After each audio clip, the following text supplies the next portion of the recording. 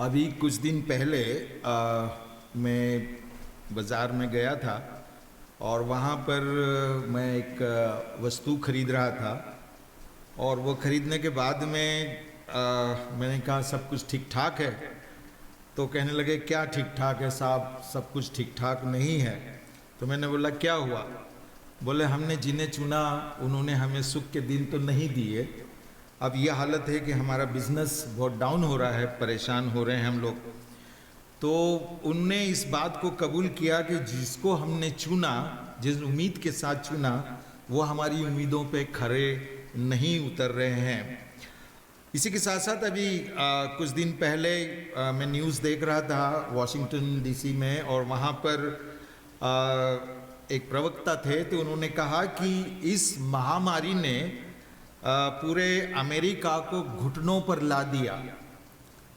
इस महामारी ने घुटनों पर ला दिया और वो सब अमेरिकन जिन्होंने ट्रंप को चुना वे सब अब पछता रहे हैं कि उन्होंने ट्रंप को क्यों चुना, क्योंकि जिस तरह का व्यवहार इस महामारी में ट्रंप साहब कर रहे हैं वो अपेक्षित नहीं था और लोग परेशान हो रहे थे। बहुत सारे रोजगार चले, हालांकि उसने बहुत कुछ काम अच्छे भी किए।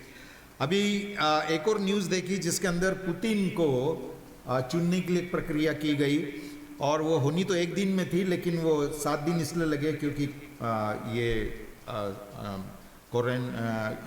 कोविड-19 के कारण जो बंद था और बहुत सारी चीज़ें थी। तो ये कहा जा रहा है कि यदि वो जीत जाता है तो अगले 16 साल तक वो वहाँ का राष्ट्रपति बना रहेगा। फिर कल एक और न्यूज़ देखी बीबीसी में और उसमें ये कहा गया कि सिंगापुर को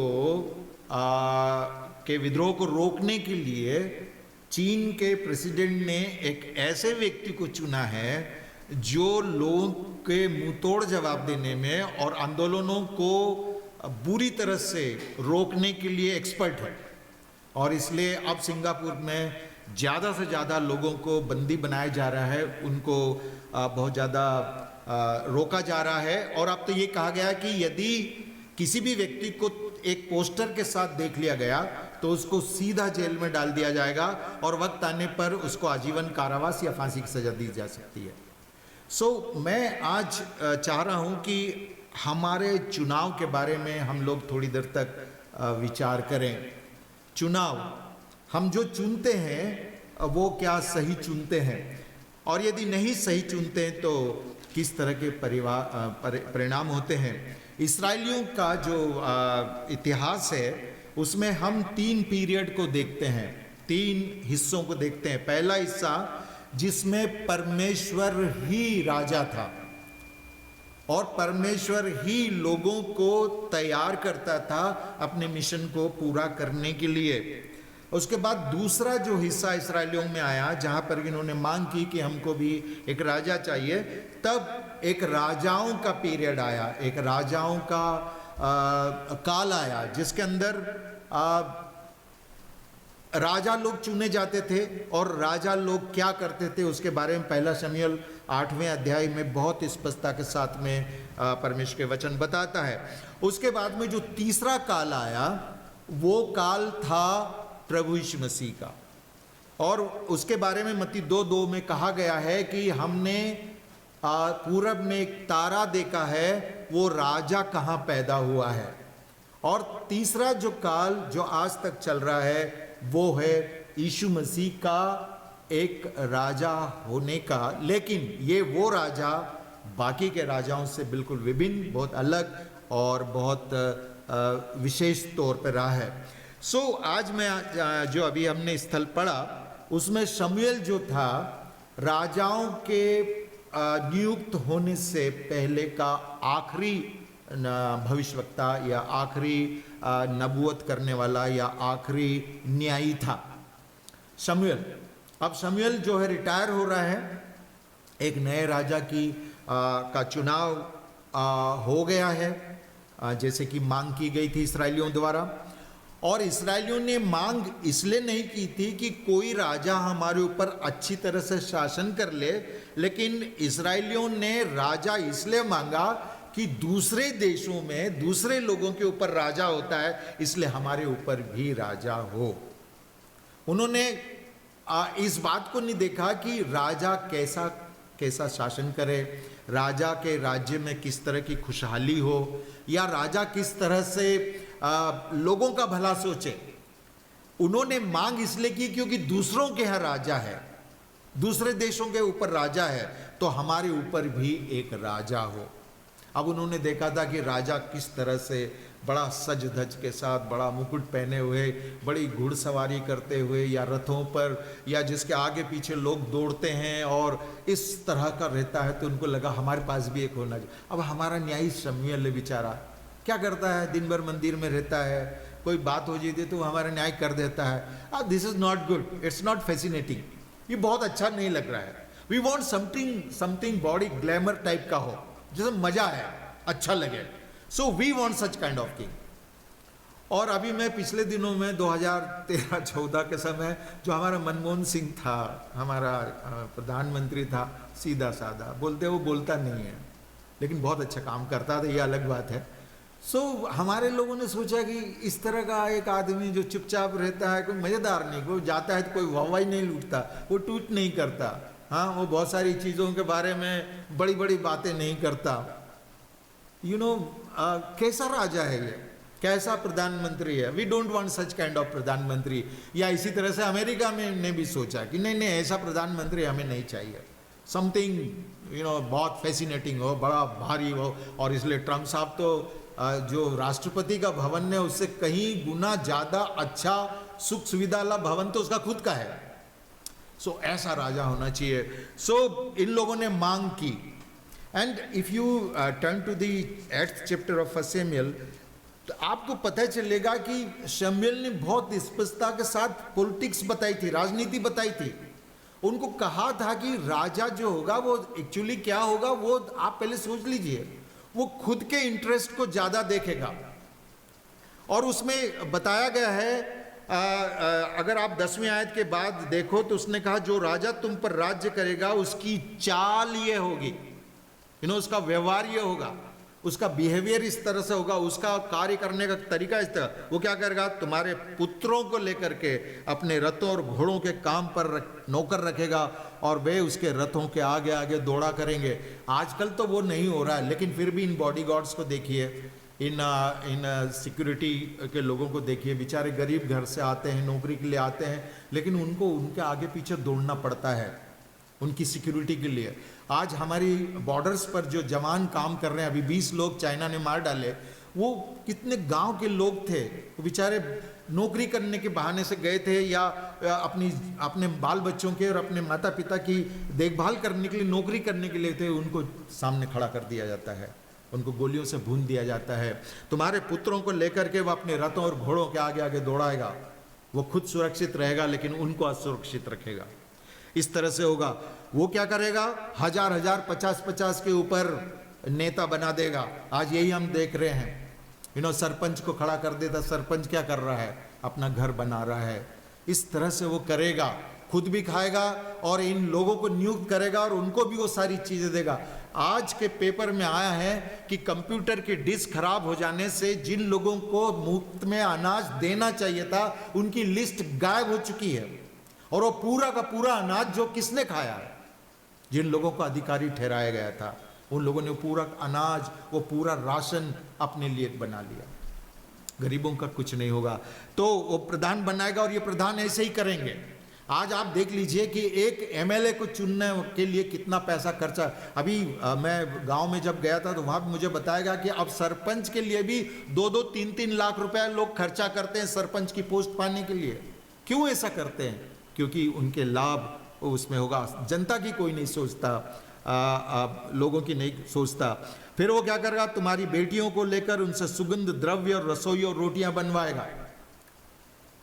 वो बहुत कुछ करेगा। यहाँ तो बहुत लिमिटेड बताया है, लेकिन आगे चल के राजाओं ने उनकी बेटियों के साथ क्या क्या किया और आज भी क्या क्या हो रहा है, सब कुछ हो रहा है। फिर वो तुम्हारे खेतों, दाख और जैतून की बारियों में से अच्छी सच्ची होगी, उन्हें लेकर कर्मचारियों को देगा। फिर तुम्हारे बीज और दाख की बारियों का 10वां अंश लेकर के अपने हाकिम और कर्मचारियों को देगा। अभी सब लोगों की सैलरी जो है वो कट हो रही है, किसी को टीएडीए नहीं दिया जा रहा, किसी के इंक्रीमेंट नहीं दिए जा रहे हैं, और ये भी सुनने में आ रहा है कि रिटायर होने के बाद उनको 2 साल के बाद उनकी ग्रेच्युटी और प्रोविडेंट फंड मिलेंगे। लेकिन किसी भी मंत्री ने अपनी सैलरी कुर्बान नहीं की है। प्रधानमंत्री ने नहीं घोषणा की कि मैं अपनी सैलरी का इतना हिस्सा इस कोविड के लिए दूंगा, नहीं दिया।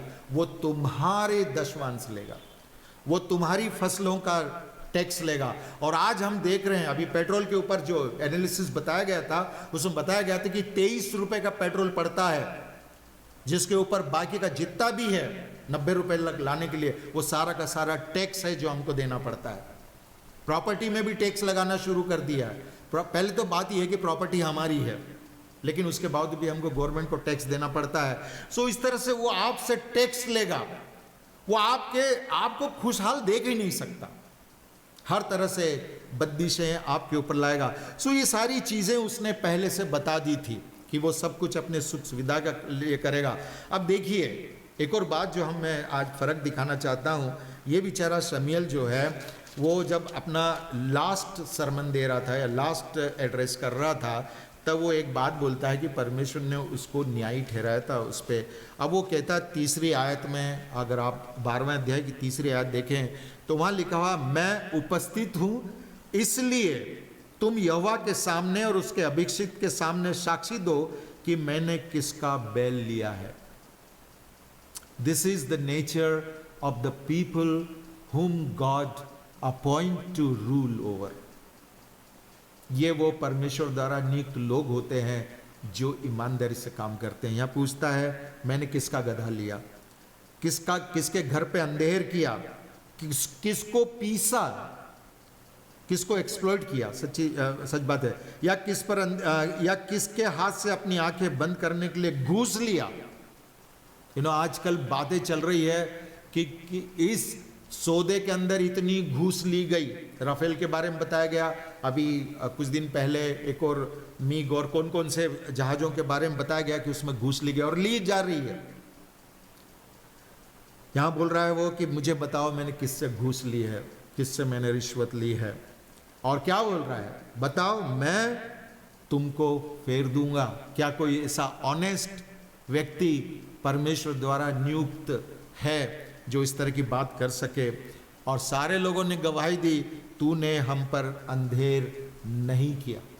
सो ये परमेश्वर द्वारा सिस्टम होता था जो इस शमूएल के बाद में तहस नहस कर दिया गया। किसने किया? खुद ने, लोगों ने, प्रजा ने किया। नहीं, हमको तो एक फैसिनेटिंग काइंड ऑफ राजा चाहिए, और इसलिए उन्होंने जो परमेश्वर की व्यवस्था थी उसको ठुकराया।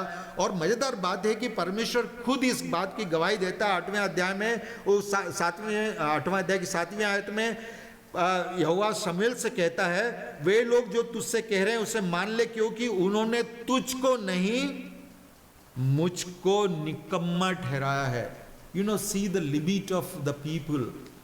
परमेश्वर को निकम्मा ठहरा रहे हैं, the God who is leading them. और इसलिए 12वें अध्याय में शमूएल पूरा सफर गिनाता है, किस तरह से परमेश्वर मिस्र से लेकर के उनको आज के दिन तक लाया है, कैसी कैसी मुसीबतों में, तकलीफों में, परेशानियों में उनको बचाया है, और स्वर्ग से रोटी खिलाई है, स्वर्ग से रोटी मन्ना खिलाया है, सब कुछ किया है। लेकिन क्या किया तुम लोगों ने? 12वें अध्याय में की बात मिल जाए 10वें, इसलिए यहोवा ने यरूब्बाबेल फलाने सबसे छुड़ाया और तुम नीडर रह लगे, लेकिन तुमने क्या किया? अमोनियों का, 12वीं आयत, अमोनियों का राजा नहास हम पर चढ़ाई करता, तब यद्यपि तुम्हारा परमेश्वर तुम्हारा राजा था तो भी तुमने मुझसे कहा नहीं, हम पर एक राजा राज्य करेगा। परमेश्वर इतना भला करता है। भजन संहिता में बार बार लिखता, परमेश्वर दयालु और अनुग्रहकारी है, विलंब से कोप करने हारे और अति करुणा परमेश्वर है। दाऊद कितनी बार ये कहता है कि परमेश्वर मेरा शरण स्थान है, वो मेरा गढ़ है, वो मेरी ढाल है, वो मेरी चट्टान है। लेकिन लोगों को ये पसंद नहीं, लोगों को ये सारी चीज़ें बिल्कुल पसंद नहीं है। और इसलिए अब जो है शमूएल अपने इस लास्ट एड्रेस में फिर उनको चेतावनी देता है और उनको कहता है कि जब परमेश्वर तुम्हारे साथ होगा तो सही चीज़ें होगी और नहीं होगा तो क्या होगा। लेकिन यदि तुमने परमेश्वर द्वारा चीज़ों को नहीं माना तो तुम्हारे साथ क्या होगा। वर्ष 15 में लिखा है, 15वें आयत में लिखा है, इसी 12-15 में लिखा है, परंतु यदि तुम यहोवा की बात न मानो और यहोवा की आज्ञा को टालकर उससे बलवा करो तो तुम्हारे यहोवा का हाथ जैसे तुम्हारे पुरखों के विरुद्ध हुआ वैसे ही तुम्हारे ऊपर भी होगा। और 14 आयत में लिखा है, यहोवा को टालकर यदि उससे बलवा करो तो तुम और वह तुम पर जो राजा हुआ है दोनों अपने परमेश्वर के पीछे चलने वाले नहीं बने रहो तो तुम्हारा नुकसान होगा। लेकिन यदि ये तुम और तुम्हारा राजा दोनों परमेश्वर के बताए रास्ते पर चलोगे तो तुम्हारा भला होगा। सो ये चीज़ें बहुत ज़्यादा ज़रूरी है, बहुत ज़्यादा आवश्यक है। अभी नवंबर महीने में फिर से अमेरिका के राष्ट्रपति का चुनाव होने वाला है और हमें नहीं मालूम कि क्या चुनाव होगा। मैं एक बात देख रहा था अमेरिका की हिस्ट्री के बारे में और मैंने बहुत साल पहले उनके एक डॉलर के बारे में मैंने मसीहत में छापा भी था और उसमें लिखा था we trust in God, we trust in God, हम परमेश्वर पे भरोसा रखते हैं। लेकिन मालूम नहीं आज अमेरिकन्स किस बात पर भरोसा करते हैं, ट्रम्प साहब किस बात पर भरोसा करते हैं। क्योंकि परमेश्वर पे भरोसा नहीं किया ये फलता फूलता देश आज बहुत अधिक त्रासदी पे खड़ा है। कोविड-19 में वो फर्स्ट नंबर पर है जिसमें कम से कम हर दिन 40, 50, 60 हज़ार से ज़्यादा लोग इन्फेक्टेड हैं और बहुत सारी मौतें वहाँ पर हो रही है। वो जो राज्य, वो जो कंट्री, वो जो देश इतना ज़्यादा सफल, इतना ज़्यादा टेक्नोलॉजी में माहिर, इतना ज़्यादा हर चीज़ में अव्वल, वो आज मोहताज है, परेशान है। इसलिए क्योंकि अमेरिकन्स ने परमेश्वर को अपना राजा नहीं माना है। अमेरिकन्स ने परमेश्वर को राजा नहीं माना है। अभी बीच में तो यह हालत हो गई थी कि समलैंगिक को चर्च में शादी करने की परमिशन हो रही थी और यहाँ तक कि प्रीस्ट भी परमिट कर रहे थे। जो चीज़ें परमेश्वर ने मनुष्य के अच्छे के लिए ठहराई उस सब को अमेरिका के लोगों ने और दुनिया के सारे लोगों ने उसको उल्टा कर दिया। हम हमारी व्यवस्था करेंगे, हम हमारे हिसाब से चलेंगे और परमेश्वर को अपना राजा होने से हटा लिया और उस कारण से ये सारी दुर्दशा हो रही है। मैं फिर से एक बार इस बात को ये कहना चाहता हूँ, जो तीसरा पीरियड है, दूसरा पीरियड तो राजाओं का हमको पहला इतिहास, दूसरा इतिहास, पहला राजा, दूसरा राजा में देखने को मिलेगा किस तरह से वही लोग जो प्रभु के हिसाब से चले, परमेश्वर के हिसाब से चले, उनके राज्य ठीक रहे। लेकिन जब दूसरा इतिहास की 36वें अध्याय में हम आ जाते हैं तब पता चलता है कि परमेश्वर झुंझला उठाता इन राजाओं से, इन लोगों से झुंझला उठाता और इसलिए पूरे देश को गुलाम बनवा दिया था, पूरे देश को लुटवा दिया था। जवान लूट लिए गए थे, उनके संपत्ति लूट ली गई थी, परमेश्वर के पवित्र बर्तनों को ले जाया गया था, पूरा शहर तहस नहस कर दिया था, शहर पे ना तोड़ दी गई थी, फाटक जला दिए गए थे, मंदिर तोड़ दिया गया था, सब कुछ तहस नहस कर दिया था। और उसके बाद में एक डार्क एज होती है, उसके बाद में फिर एक सूर्य का उदय होता है, एक राजा का उदय होता है जो यीशु मसीह है।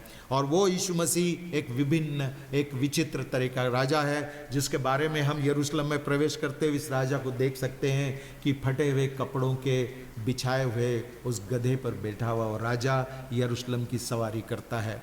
और उसके बारे में लिखा है ये राजा दीन और नम्र है, ये राजा दीन और नम्र है। ये राजा वो है जो दिलों पर राज करता है, टेरिटरीज पे राज्य नहीं करता। ये वो राजा है जिसने कहा है कि मेरे पास आओ थके और बोझ से दबे लोगों, मैं तुम्हारा बोझ हल्का करूंगा।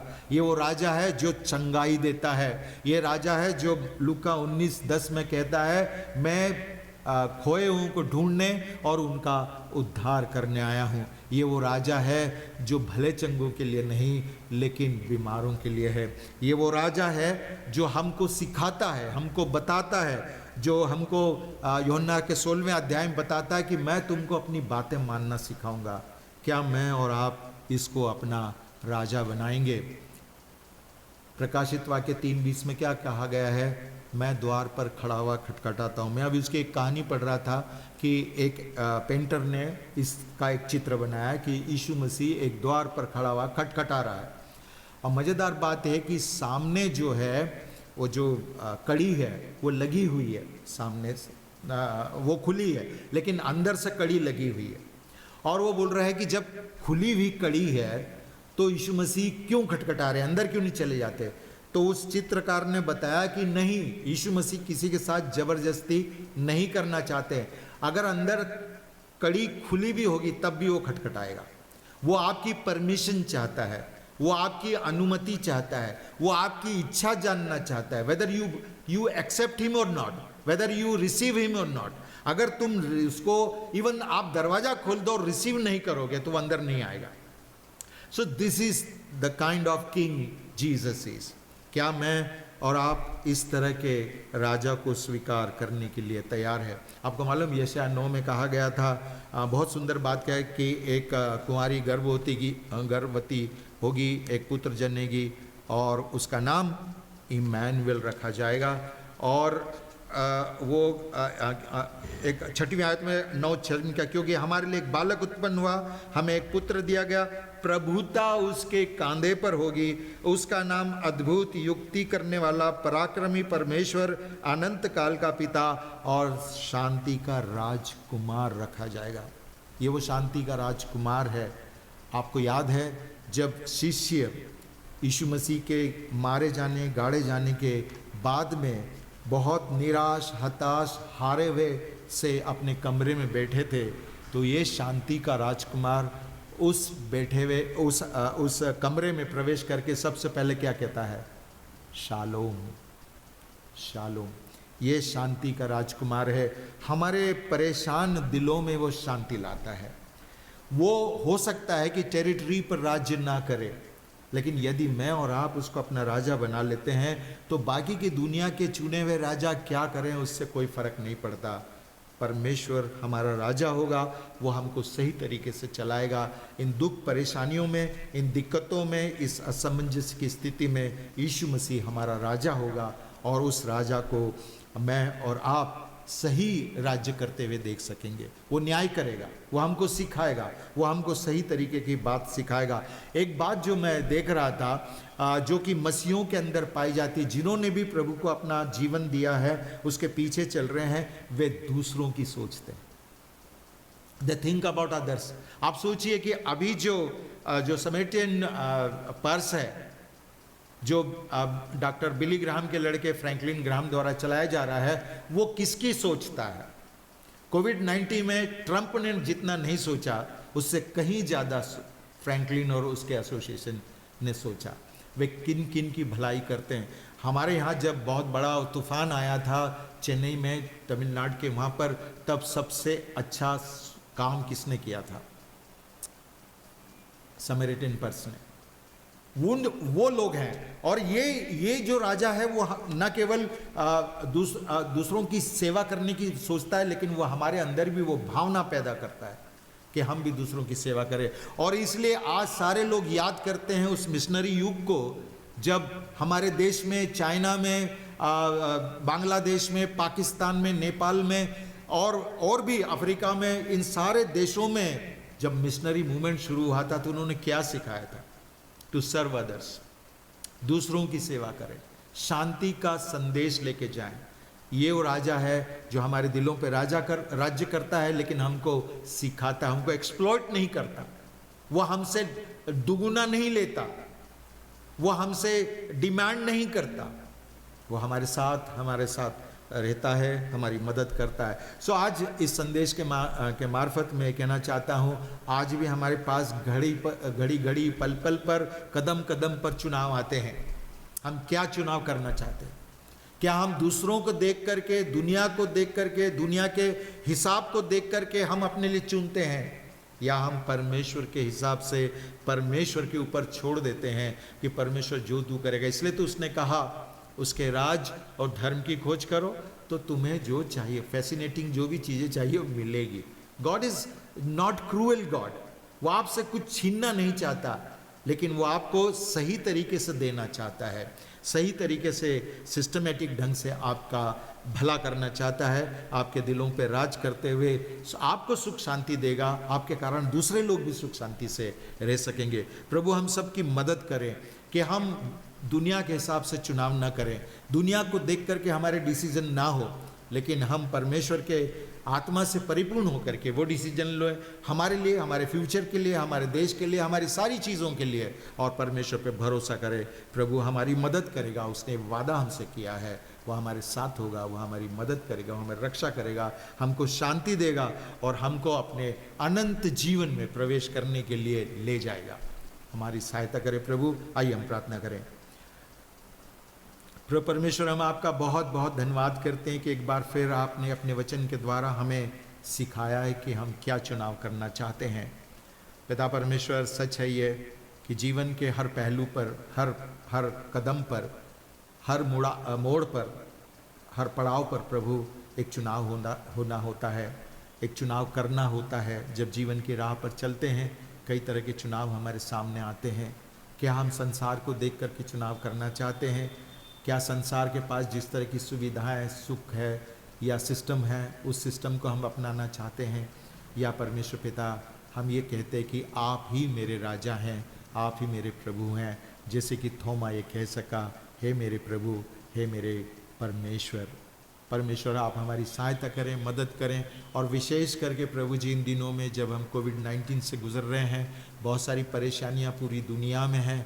आज भी ये मौका है, आज भी अवसर है पूरी दुनिया के लिए, पूरे लोगों के लिए, क्रिश्चियंस के लिए, नॉन क्रिश्चियंस के लिए, सब के लिए, कि हम क्या चुनाव करें। आने वाले दिनों में हम क्या चाहते हैं?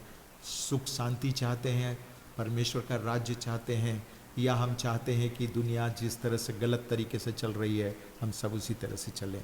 हमारी मदद करें, हमारी आंखें खोलें, हमारे मन को बदलें और मदद करें प्रभु कि हम आपके बताए रास्ते पर चल करके आपको अपना राजा मान सके। सारा आदर महिमा आपको देते हुए इस विनती को यीशु के प्रिय मीठे नाम में मांगते हैं, आमीन।